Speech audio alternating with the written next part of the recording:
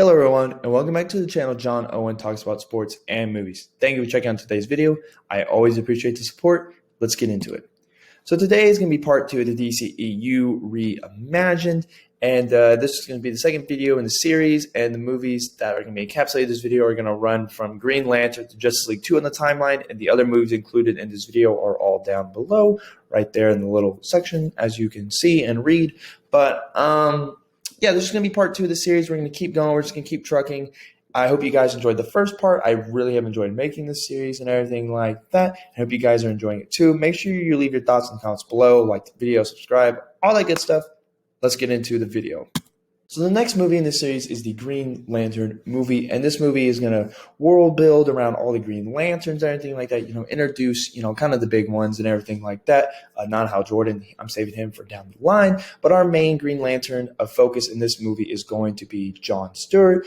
He was going to be in Zack Snyder's Justice League, everything like that. I believe John Stewart deserves a time to shine, so he's going to be our main Green Lantern through the majority of this series, and the bad guy is going to be Sinestro. Next, we have Suicide Squad, and the members include King Shark, Katana, Deadshot, Captain Boomerang, Bronze Tiger, El Diablo, Rick Flag, and Amanda Waller. Now, you may be asking where Harley is. I didn't want to go Harley just because I feel like we haven't really seen Harley just be like this estranged lover of Joker on screen yet, and that's where kind of I wanted to go more in the direction. And most of these guys are more iconic members of the Suicide Squad anyways. And their main villain in this movie is going to be Enchantress. And Deadshot is kind of the main character. He's the leader and everything like that. He's doing it for his daughter and all that good stuff. But Deadshot's the main dude in the movie.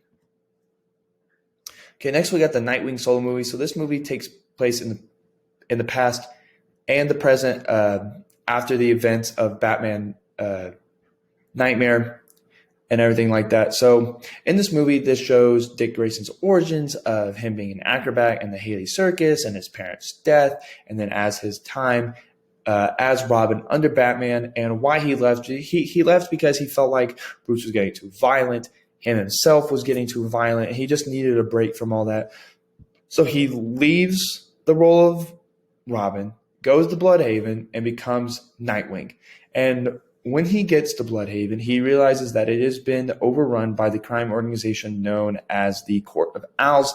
And if you don't know, they are a criminal organization that are all master assassins, and each one of their members is called a Talon and everything like that. And the leader of the Court of Owls is going to be William Cobb, who originally in the comics and stuff, he's Dick Grayson's distant relative, but in this he's actually going to be his cousin that he was very, very close to during his time at the circus, and he believed to be dead and everything like that.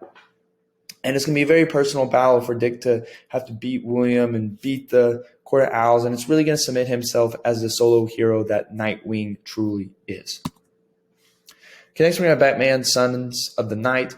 And the main villains are going to be Deathstroke and Riddler. This movie is also going to introduce Catwoman. So in this movie, Deathstroke is after Batman, and he's after Tim Drake, and he's after Dick Grayson because in his mind, Batman is responsible for the death of his son. He's really not, but in Deathstroke's mind, he is. Batman didn't save him when he could have, but it was a really complicated situation. It was a more complicated situation than that. So Deathstroke is after him, and he teams up with Riddler to try to stump Batman and Tim Drake and Dick Grayson. So then that way they're in more vulnerable positions for him to attack and everything like that, because he doesn't want to go head on. He's trying to strategize because he knows Bruce is a great combatant, and he knows that Dick is as well, and Tim is smart and everything like that. So he's trying to get them in really vulnerable positions and everything like that. So over the course of the movie, Batman and Tim and Dick have to deal with the physical threat that is Deathstroke, and it takes kind of all their might to end up beating Deathstroke. And then Riddler, all the riddles and stuff, and Riddler has his own motivations. He's trying to, he has his own motivations, and so Batman, he's just trying to prove that he's superior intellect to Batman and everything like that. And over the course of the actions, they run into Catwoman, and Bruce and Selina kind of start their relationship in this movie. But eventually, of course, like I said, it takes the combined might of Bruce, Tim, and Dick to beat Deathstroke and Riddler, but in the end, they do, of course. Okay, next we got the Shazam solo movie. Just keep it just like they did. It was good. It was great. Perfect. Next we have the Flash sequel. This one is called The Flash, The Burning Star. This just deals with the aftermath of the Star Labs explosion, which gives Barry his power and everything like that. The positives and the negatives of that. The positives including the creation and the origin of Firestorm, and unfortunately, some Harry Wells, Gorilla Grodd, however you want to work that in, stuff like that. So Gorilla Grodd was the pet experiment that Harrison Wells did during his time with Star Labs, and so Grodd has this huge distaste for humans, and he's trying to take over Star City or Central City and then start there and then go off. But so Barry has to team up with Firestorm, kind of teach him how to control his powers and all that good stuff in order to stop Grodd from taking over the city. Grodd has great telepathic powers and all that good stuff. If you watch CW Grodd, you know exactly what I'm talking about. Okay, next we got Black Adam. So in this one, I think it's basically kind of how the Black Adam movie is going to go. I don't know if Eclipso is going to be in it. He's just kind of the threat that I'm throwing in there. So then that way they have a reason to team up with Black Adam. But it's going to be Black Adam, his origins, him going against the Justice Society of America, which includes Cyclone, Dr. Fate, Hawkgirl, and Hawkman. And originally, the Justice Society of America is fighting Black Adam, but then Eclipso comes. And he's trying to destroy Krondok and everything like that. So then the Justice Society of America helps Black Adam take him on, but it comes as a great personal cost for Black Adam and the JSA. Cyclone is killed, and Black Adam's wife, Isis, is also killed, which pushes Black Adam more to like this more anti-hero, villain type thing. But, he's still more of an anti-hero than anything. And he learns to become better through the JSA. But it's this constant conflict he's dealing with. Next, we got Wonder Woman 2 called Wonder Woman Sacrament. And basically in this movie, the plot takes place in the modern day. There's no Wonder Woman 84 or anything like that. So in this movie, Diana befriends an archaeologist named Barbara Minerva, who, while on an expedition one day, finds this cursed jewel, which puts the cheetah curse on her.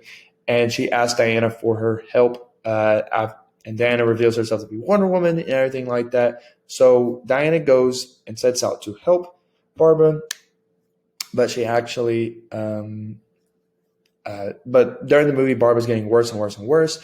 And the final breaking point is whenever Barbara actually kills Donna Troy's, aka Wonder Girl's, parents.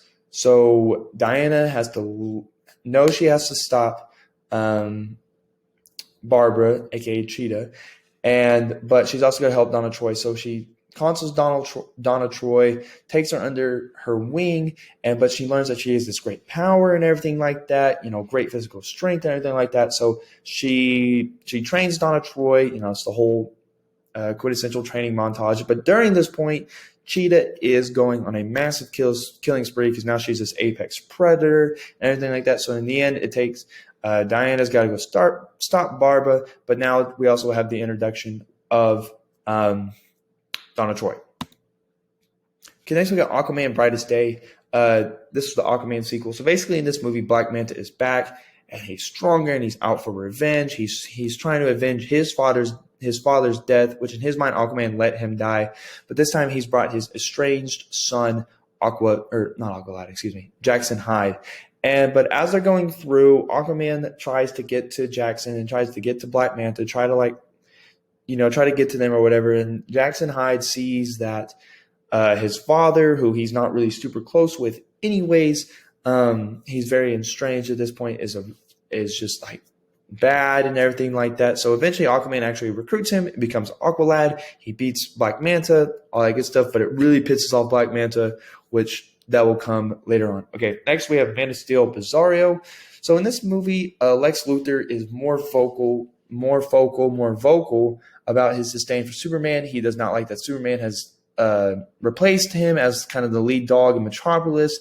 He doesn't want to feel inferior to Superman, so he creates a Superman clone, Bizarro, and everything like that. So Superman's got to throw down with Bizarro and stop Lex from using Bizarro to take back Metropolis and prove that he is the better. He's the Man of Steel. He's the Man of Tomorrow. He's Superman. Just further validate that and take mercy on Bizarro and try to stop Lex from doing further things.